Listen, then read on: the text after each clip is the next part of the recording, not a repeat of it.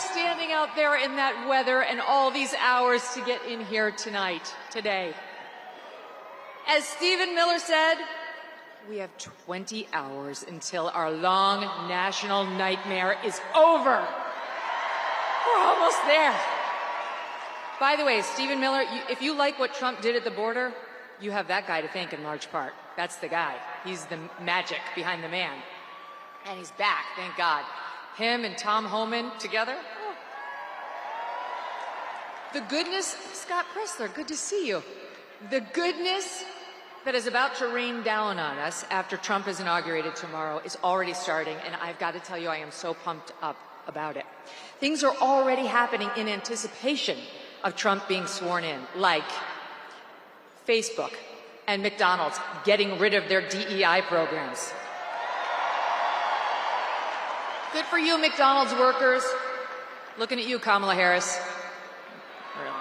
No, not really. Wasn't true.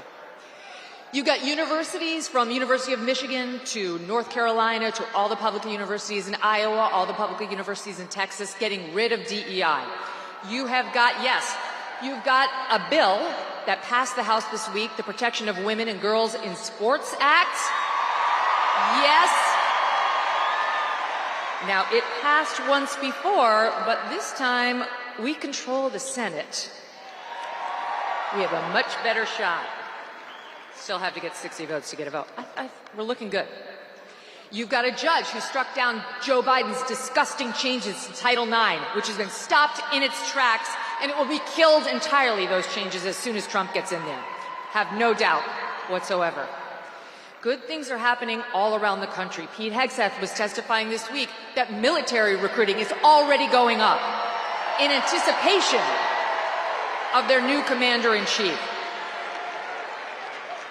The deal in Gaza, right before Trump takes office, as he said, if it's not done by the time I get there, all hell is going to break loose. The goodness just keeps on. I woke up this morning, I was 2 inches taller, a pound thinner, and I had skin like Jennifer Lopez. That last one's not true. Okay, speaking of J-Lo, how happy are you that her candidate lost? It's so delightful. These Hollywood celebrities who get up there and try to tell us how to vote, really? I mean, like those celebrities who know nothing about anything. All J-Lo knows about what to do is to ruin marriages. She's an expert at that. Why does she have to try to ruin the country too? So goodbye, J-Lo. Didn't work out for you. Goodbye, Meryl Streep, who showed up at that Oprah event saying, "Oh, Madam President," to Kamala Harris. Madam President. How'd that work out? About as well as her comment that Harvey Weinstein was God. And maybe we should stop listening to her. Maybe we shouldn't be going to her for our political advice. And then you had Oprah herself. Oprah, she'll interview you if you pay her $1 million too. Yeah, it's a low fee of $1 million to sit down with Oprah Winfrey, apparently. That's what the Harris campaign paid her production company, she says. And for that, you know what you get? You get Oprah yelling at you. Kamala Harris! Why are you doing that? Calm down, madam. Didn't work out for her either. But of course, the fakest person involved on that side of the aisle was the woman at the top, Kamala Harris herself. Thank you, who pretended that she wasn't the border czar, who pretended that she was middle class, who pretended that she was smart. And the American people did not buy it.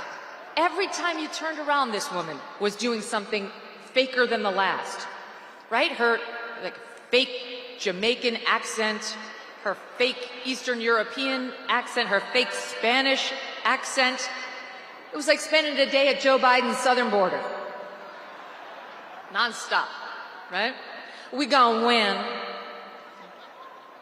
It's not how it went, right? But my favorite was the preacher accent. Joy cometh in the morning. She wasn't wrong about that. It came at about 1:22 a.m. on election night when the election was called for Donald J. Trump. I felt it.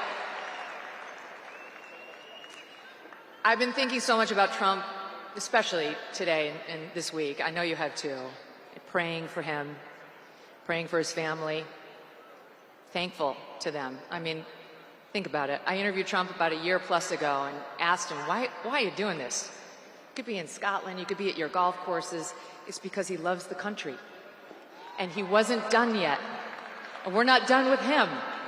So God bless him and the family for making this sacrifice and doing public service. Same with J.D. Vance and the cabinet members, all of whom need our prayers and support. But I'm also thinking of all of you. I'm thinking about you. I'm thinking about Americans who got us here. Because the things that Trump is accomplishing already, some of the things I mentioned in anticipation of him taking office, that ball got rolling, yes, with Trump, but also with regular American people who stood up here, there, and everywhere to make a difference in their own communities. I'm thinking about people like Jody Shaw. You probably don't know that name. But Jody Shaw was an administrative worker at Smith College. She didn't make a lot of money, single mom, 2 kids. And in late 2020, early 2021, she had it with the DEI nonsense at Smith. So she made a Facebook video and she posted it. And little Jody Smith, who is sweet and quiet and not one to shake the tree, said, I don't want to be forced to talk about my race at work anymore. I don't want to be told that I have implicit bias because I'm white. I don't want to have to enforce segregated dorms. Please stop making me do this. And Smith unleashed holy hell on her. Smith, this super tolerant college, okay, made it, she alleged later, untenable for her to stay. She got forced out of her job. And I'm honestly not sure whether Jody's fully recovered. So she got hurt. And she got hurt for all of you and for us and for the rest who are at Smith. She's a hero. Jody Smith is a genuine hero for doing this. But it wasn't just Jody. I mean, I'm thinking about people like Andrew Gutman, who had a daughter at a posh school on the Upper East Side of Manhattan and pulled her, but he didn't go quietly. He wrote a scathing letter, ripping them to shreds for what they're doing to us with this race essentialism nonsense. He went out with a bang and he made sure other parents knew what the problem was.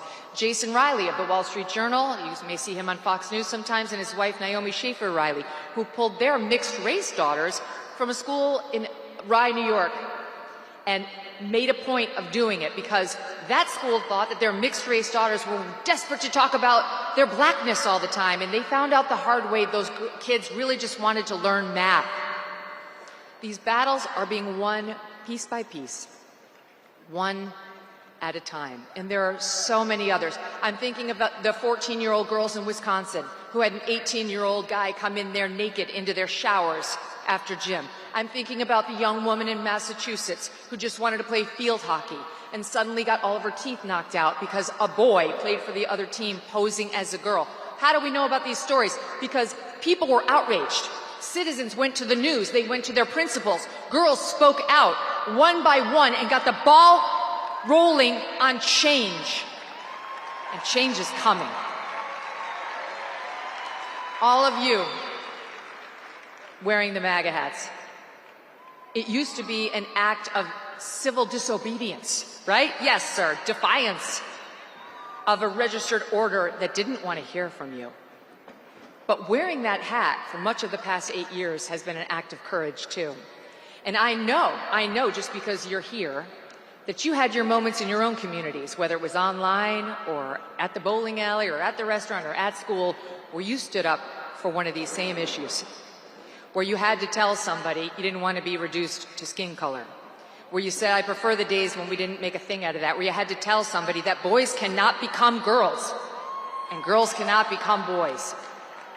Those battles, one after the other, have been fought, and this anti-DEI momentum has been built brick by brick, thanks to all of you. And you who listened to Donald Trump, who, when a reporter asked him at a presidential debate in 2015 about some of the language he used, responded by saying, "What I say is what I say." And if you don't like it, too bad.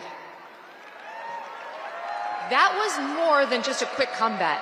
That was a reminder of what America is. In America, we have the right of free speech. We have the right to offend, to provoke, to annoy, and to stand up for what we believe in, even if you find it controversial. We have the right not to use the words you try to force on us, like your preferred pronouns or words like anti-racist or chest feeding. We are reminded of that daily by President Trump, who would never bow to the woke mob. Just ask Brett Kavanaugh, who will be swearing in J.D. Vance tomorrow as he, Kavanaugh, sits in his robes as an Associate Justice of the U.S. Supreme Court. So I thank all of you for being part of the Trump movement and for bringing these changes upon us and for bringing Donald Trump back into the office. And a reminder before I go, stay strong. We haven't won the war. We're winning. We've won a bunch of battles, but he's going to need all of you every step of the way. We're going to have to be patient. We're going to have to steel our spines. Do not bend. Never bow. What I say is what I say. God bless you. God bless President Trump. God bless the United States of America.